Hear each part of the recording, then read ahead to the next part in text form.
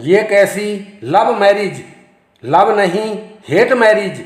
वाह वाह, पूरे खानदान की इज्जत का मलिया मेट कर घर से कायरों की तरह भाग कर चोरी छुपे एक दूसरे से शादी कर समाज में नफरत की आग फैलाने का कारण बनने को क्या सुंदर नाम दिया है, लव मैरिज, यानी कि प्रेम विवाह।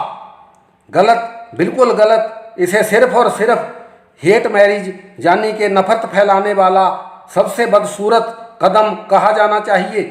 इस तरह का कायरता पूर्ण कार्य करने वालों के लिए लव मैरिज की पदवी अवश्य ही बिना सोच विचार किए ही किसी सिरफिरे ने दी होगी, जो खुद ऐसे बेढंगे कार्यों को उचित समझता होगा। प्रेम विवाह, विवाह तो प्रेम से भरपूर ही होना चाहिए।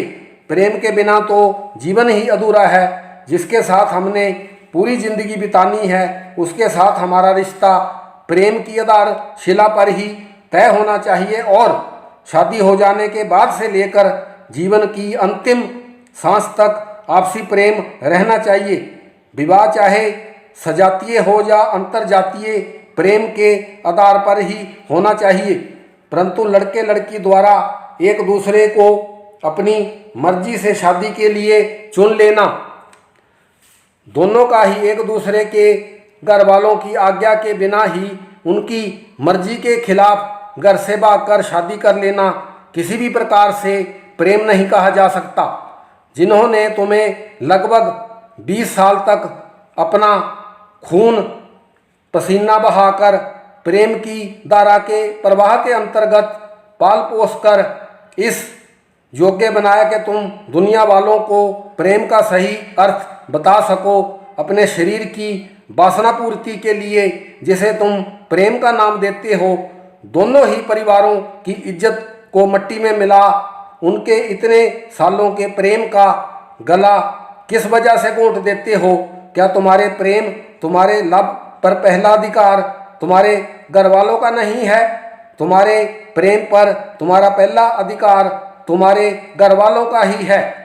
एक तुच्छ सी लव मैरिज के लिए सारे समाज से नफरत क्यों? क्या एक वो ही प्यार के योग्य है, बाकी समाज कुछ भी नहीं? यदि तुम लोगों को लव मैरिज यानी कि प्रेम विवाह करना ही है तो लव मैरिज जरूर ही अपने मनपसंद साथी के साथ करो, लेकिन दोनों तरफ के परिवारों को पूर्ण रूप से अपने हक में राजी करने के उपरांत एक बात का विशेष ध्यान रहे कि अगर समाज का एक भी व्यक्ति आपकी इस लव मैरिज से ना खुश है तो एक दूसरे से लव तो जरूर कीजिए, लेकिन लव मैरिज कभी भी नहीं, क्योंकि सच्चा प्रेमी यानी कि सच्चा लव करने वाला तो किसी भी कीमत पर और किसी भी हालत में किसी की भी नाराजगी का कारण नहीं बन सकता है।